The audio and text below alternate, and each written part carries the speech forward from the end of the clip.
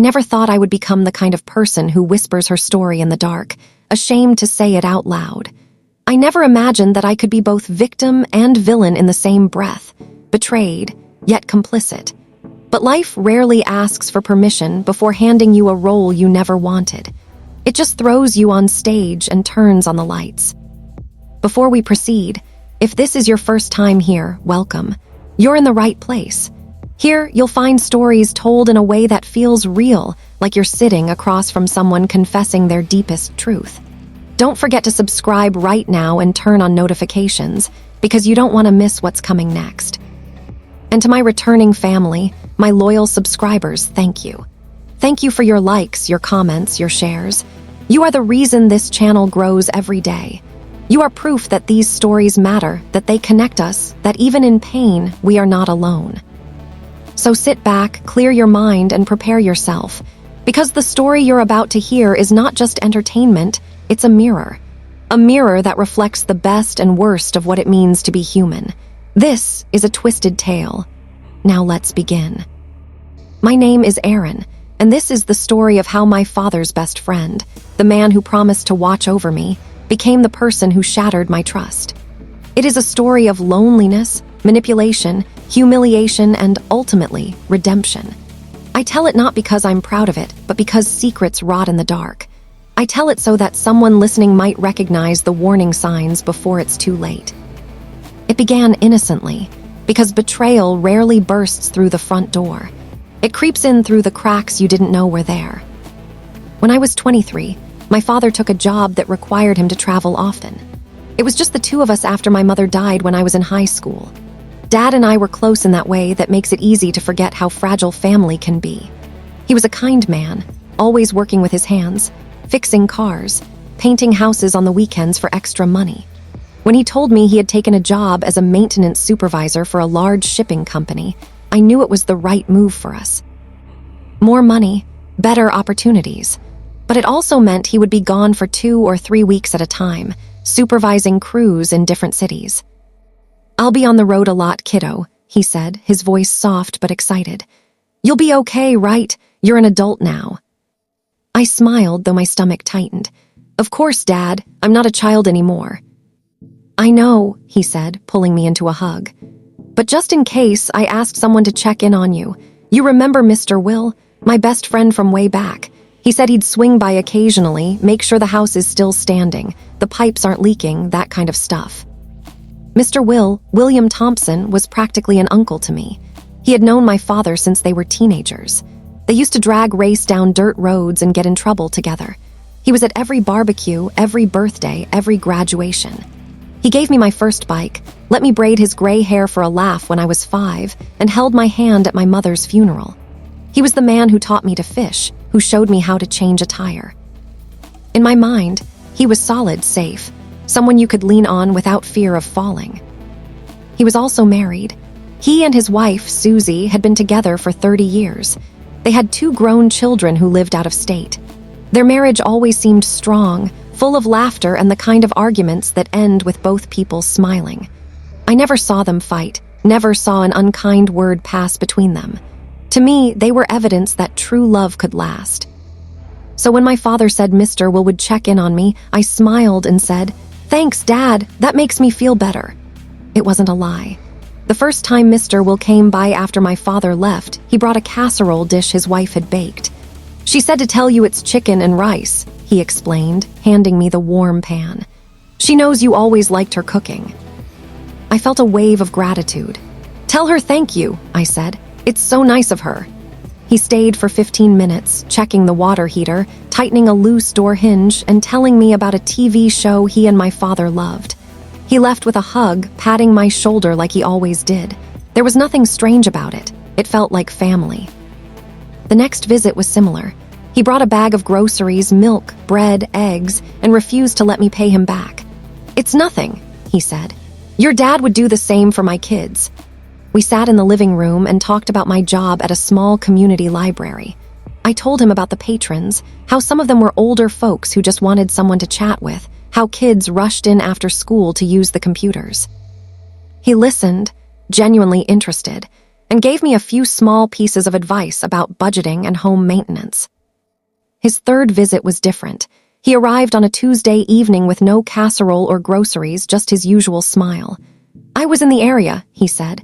"Thought I'd drop by." I let him in, happy for the company. We watched TV, some comedy show that made us both laugh.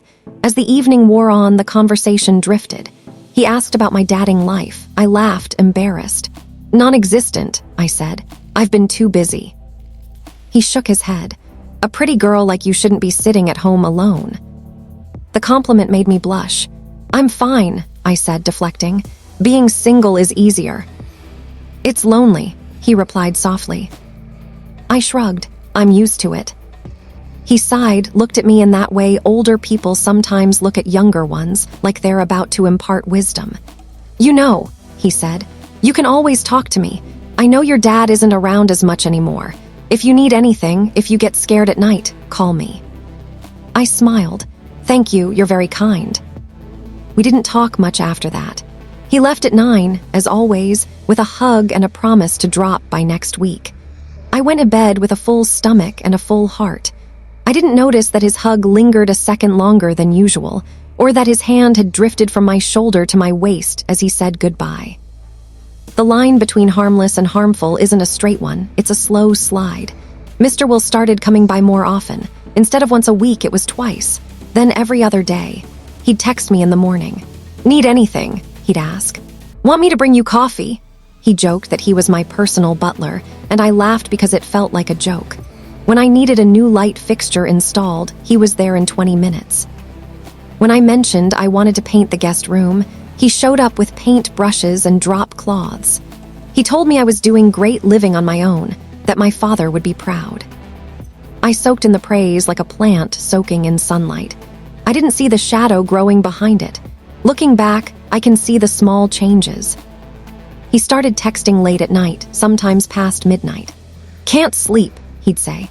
"Me neither," I'd reply, then we'd talk about music, movies, anything to fill the empty hours. He started calling me nicknames: beautiful, kiddo, sweetheart. The words felt fatherly at first, then slowly shifted. I was starved for attention. My friends were busy with their own lives. My father called every night, but he was tired and far away. I told myself there was nothing wrong with talking to Mr. Will. He was safe. He cared about me. One evening, a storm rolled in. Thunder shook the windows and lightning lit up the sky. I hate storms, I always have. When I was little, my mother would hug me on the couch, whispering stories to distract me. Without her, storms felt like monsters lurking outside. This one was particularly bad. Hail pounded the roof, the wind howled. The power flickered, then died. I sat in the dark, hugging my knees, trying not to cry. My phone buzzed. It was Mr. Will. "You okay?" he texted. "No power," I replied, scared. "Hold tight," he wrote. "I'm coming." 10 minutes later, he banged on the back door. "It's me," he called. He stepped inside, dripping water, holding a battery-powered lantern. "Geez, it's coming down," he said, setting the lantern on the table. He looked at me and his expression softened. "Are you crying?" I wiped my cheeks. "Just storms." He chuckled gently. "Come here." He pulled me into a hug. I hesitated, then let him hold me. It felt good to have someone's arms around me, to feel warm and safe in the darkness. He smelled like rain and sawdust and something warm. We stayed like that longer than we should have. When he pulled away, his hands rested on my shoulders. "You're shaking," he said. He took off his jacket and draped it around me. "Sit down, I'll light some candles." We sat on the couch surrounded by candlelight, listening to the storm. He talked to distract me, telling funny stories about my father and him as teens. His laughter filled the room. Mine joined. Gradually, the fear faded. We sat close, our shoulders touching. I felt his arm go around me. I leaned in. It felt natural, safe. He turned his head and our faces were close. Too close. I could see the specks of green in his gray eyes. His gaze flicked to my lips. The world seemed to slow. My heart hammered in my chest. He leaned forward, and before I could process what was happening, his lips were on mine. It was soft, almost hesitant at first, like he was testing the waters. My mind screamed, "No, he's married, he's your dad's best friend," but my body didn't move. I was frozen, heart thudding. For a heartbeat, just one something in me responded. It felt like a drought-stricken field catching rain. Then reality slammed back. I pulled away. "What are you doing?" I whispered, my voice shaking. He looked surprised, then ashamed. I'm sorry," he stammered. "I don't know what came over me. I shouldn't have done that. Please don't be mad." He stood up, packing. "I'm sorry," he repeated. "Please don't tell your dad. He'd kill me. It was a mistake. It won't happen again." He grabbed his lantern. "I should go." He left and I sat alone, heart pounding, mind racing. What just happened? Was it my fault? Did I do something to make him think that was okay? I felt sick. I wanted to call my dad, but what would I say? "Your best friend kissed me." I pictured my dad's face, the disappointment, the anger, and I couldn't bear it. So I did nothing. I sat in the candlelight until the storm passed and the power came back, replaying the kiss like a loop in my mind. I told myself it was just a mistake. It wouldn't happen again. He didn't come over for a week. I avoided his texts, replying short answers. He apologized repeatedly. "It was stupid. I wasn't thinking. I'm sorry," he wrote. I started to believe him. Loneliness is a liar. It whispers reasons to forgive, to forget, to let your guard down. I missed having someone check on me, someone to make me laugh. So when he texted, "Can I please come by just to fix that faucet you mentioned?" "No funny business. Promise," I replied. "Fine." He came. We avoided eye contact. He fixed the faucet, tightened some screws on the cabinets. We chatted about work. He stayed for 15 minutes. As he left, he paused by the door. "We're good, right?" he asked. "Yes," I lied. "We're good." Things went back to normal, or so I told myself. He came by again, this time with groceries. Then he came by with a box of cupcakes his wife had baked.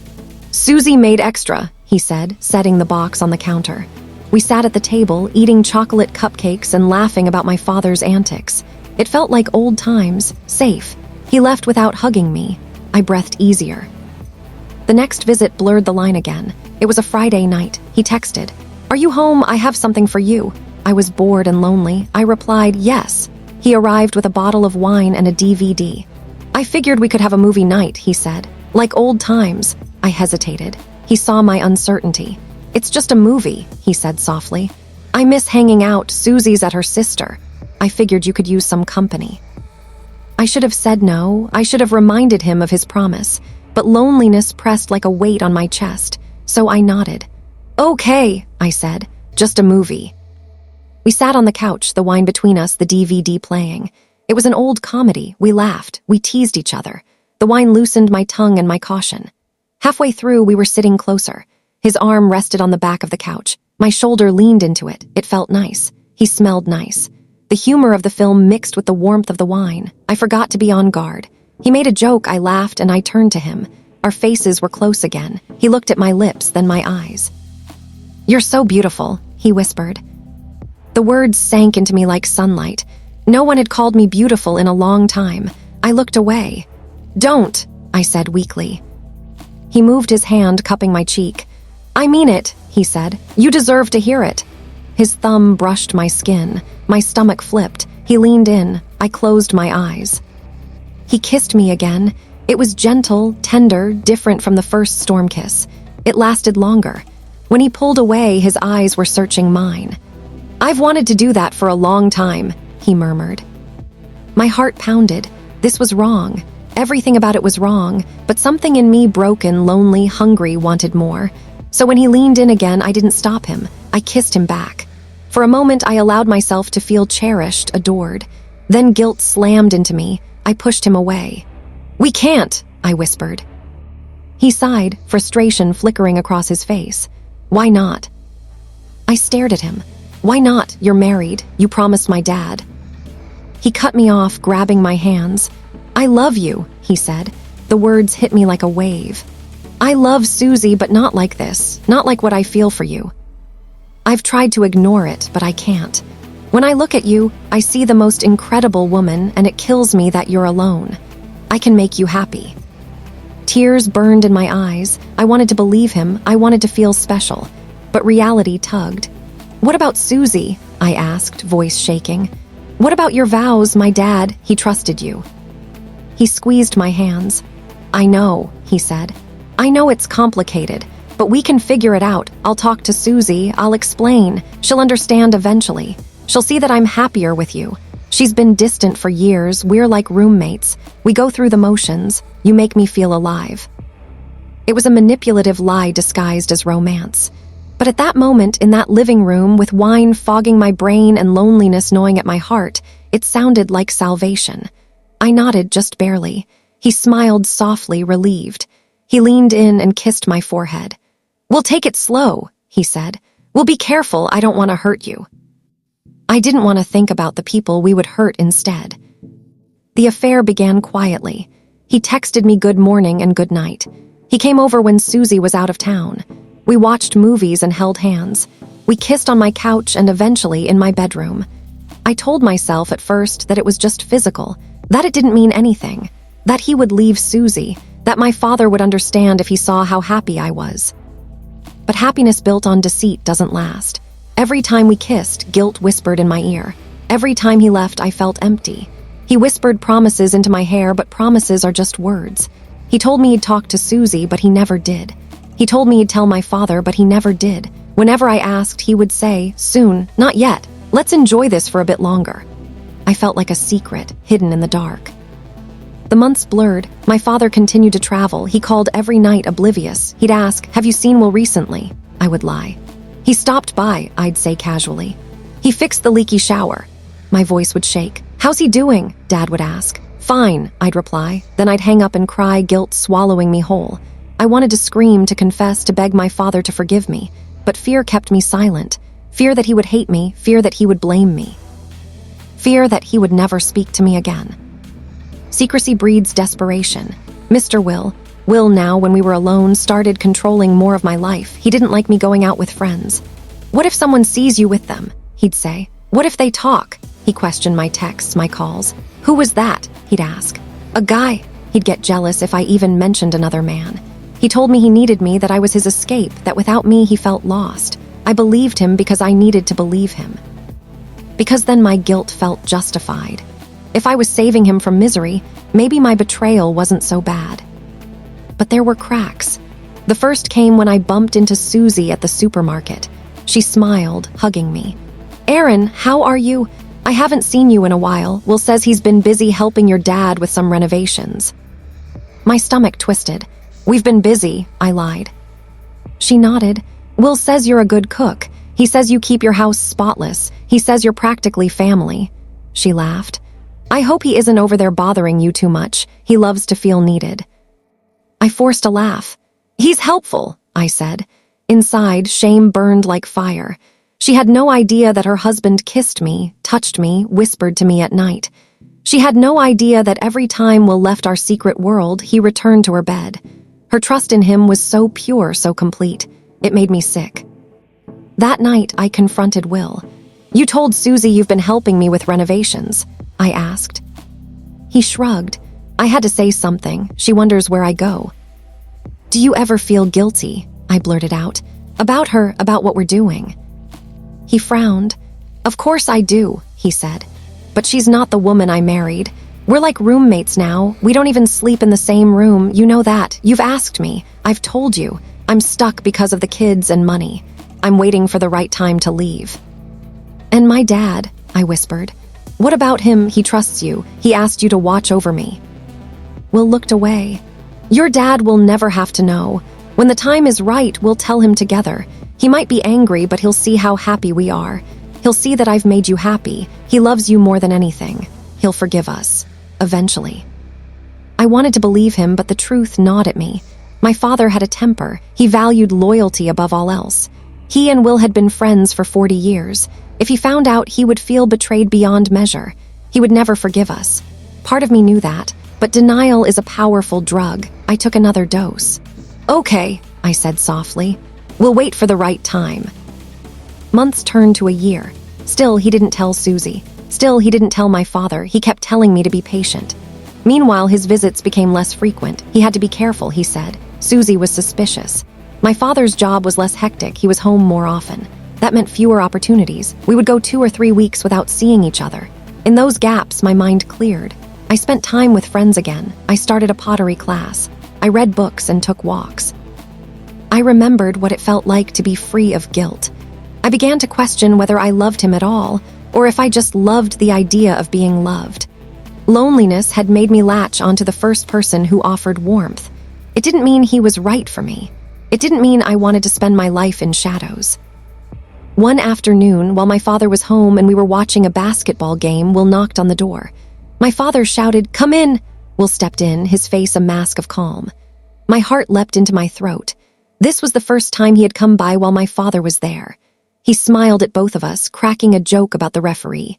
He sat in my father's armchair, laughing and cheering. I sat rigid on the couch, mind racing. When my father went to the kitchen to grab beers, Will leaned over and whispered, "Meet me later. Same place." My skin crawled. He was sitting in my father's chair, drinking my father's beer, calling my father his brother, and he was asking me to continue betraying him. In that moment, disgust pushed through the fog. I shook my head. "No," I whispered back. "I can't." He frowned. "What do you mean?" "I can't keep doing this," I said, my voice trembling. "It's wrong. I feel sick. I can't look at myself in the mirror. It has to stop." Anger flared in his eyes. "We're in this together," he hissed quietly. "You wanted this too. You came on to me just as much as I came on to you. Don't act like some innocent victim." His words hit like a slap. I felt my face flush. "I never wanted to hurt anyone," I said. "I was lonely." "You took advantage of that. You promised things you never delivered. I'm ending it. Don't come around anymore except when my dad is here. Don't call. Don't text. It's over." He clenched his jaw. "And what? You're going to tell your dad? Tell Susie? You think they'll believe you? You think they'll forgive you? They won't. They'll call you a homewrecker. They'll call you a slut." "Maybe," I whispered. "But I can't live like this. I'd rather face the consequences than keep lying." He laughed softly, bitterness dripping. "You're naive," he said. "You think confession will cleanse you? You think karma will pat you on the back and say, 'Good job'? It doesn't work that way." I looked at him, this man I once saw as a protector, and saw a stranger. "Maybe not," I said, "but I have to try." We sat in silence until my father returned. Will smiled as if nothing had happened. He joked and laughed and hugged my father goodbye. He hugged me too, whispering, "You'll regret this," in my ear. I stiffened and didn't hug back. That night, I didn't meet him. I didn't answer his texts. I cried, not because I missed him, but because I felt relief and fear and guilt all tangled together. I decided to tell my father the next morning. It was the only way to move forward, to rebuild our relationship without secrets. I didn't sleep. I rehearsed my confession 100 times. I imagined my father's reaction, anger, disappointment, maybe even rage. I prepared myself for the possibility that he would throw me out, that he would never speak to me again. But I also imagined his arms around me, telling me he still loved me, that we would get through this. I held onto that possibility like a lifeline. Morning came. I woke early, heart pounding. I went to the kitchen to find him, but he wasn't there. I heard voices in the backyard. I looked out the window and saw my father standing with Will. My heart dropped. My father's posture was tense. Will's hands were gesturing. They were talking animatedly. Fear surged. Had Will told him first? Was he framing me? I stepped out onto the porch. The air was crisp, the grass wet with dew. My father turned to me. His eyes were dark, weary. "Erin," he said, his voice flat. "We need to talk." My stomach flipped. "Okay," I whispered. He took a deep breath. "Will came by this morning," he said. "He told me you've been inappropriate with him. He said you threw yourself at him, that you tried to seduce him. He said he's been trying to help you, but you won't leave him alone. He said you threatened to tell me lies about him." My father's voice shook. "Is that true?" The world tilted. A rush of dizziness hit me. "No," I gasped. "Dad, no, that's not true. He's lying. He's the one who..." Will cut me off. "John," he said, his tone dripping pity, "she's manipulating you now. Don't let her do this. She's been unstable for months. She calls me at all hours. She begs me to come over. I was worried. I didn't want to tell you because I didn't want to hurt you, but she forced my hand. She threatened to make up stories about me. I had to protect myself." My father's face contorted, pain warping his features. He looked at me, tears glistening. "Erin," he said, voice breaking, "tell me the truth." I stared at him, my own tears spilling. "He's lying," I whispered. "He's twisting everything. He kissed me first. He came on to me. I was lonely and stupid and I let it continue. I'm not innocent. I'm not saying I didn't do anything wrong, but he started it. He manipulated me. Please, Dad, please believe me. Will scoffed. She's delusional, he said. You know me, John. Have I ever lied to you? We've been friends 40 years. You trust me, right? My father closed his eyes. He took a shaky breath. Both of you, he said, voice raw, have betrayed me in ways I can't process right now. He opened his eyes, looking at Will. You promised to watch over my daughter. You were like a brother. How could you? Tears streamed down his cheeks. He turned to me. And you, how could you let this happen? How could you let him in? His words pierced like knives. Dad, Go, he said, cutting me off. His voice was hoarse, broken. I can't look at either of you. Just go. I need you both to go. I need space. I need to think. Will opened his mouth as if to protest, but my father raised his hand. Now, he said. Will left first, glancing at me with cold eyes. You'll regret this, he mouthed. I watched him go, the man who had once taught me to fish now reduced to a threat. Then I looked at my father.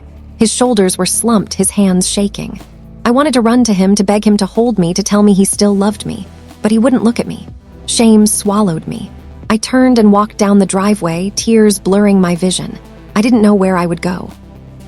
All I knew was that the world I had known had shattered at my feet. As I walked away, I heard my father's sobs. I wanted to run back. I wanted to fix it. But some things break in ways that take time to heal. I knew then that the next part of my story would be about facing consequences, enduring humiliation, and learning to live with the choices I had made. I didn't know if I would ever earn my father's forgiveness or if Will would face justice for his actions. But I knew this: secrets fester, lies poison.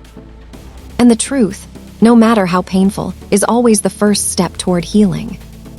In the next part of my story, I will tell you about the aftermath, the isolation, the shame, the way gossip spreads like wildfire, and how I learned to stand again. I will tell you how karma came knocking on Mr. Will's door and what it took for my father and me to find our way back to each other. But for now, I leave you at this cliff, breath held, waiting for the next steps.